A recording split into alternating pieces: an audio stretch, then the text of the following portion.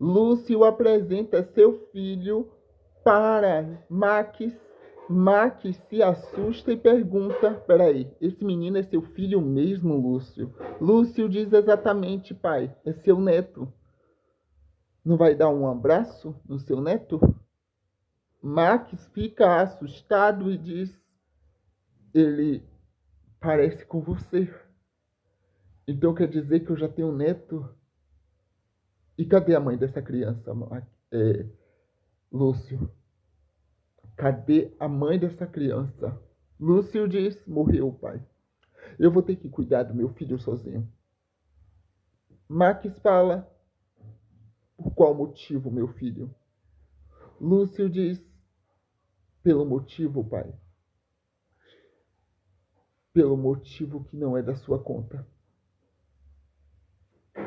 A mãe dele morreu no parto.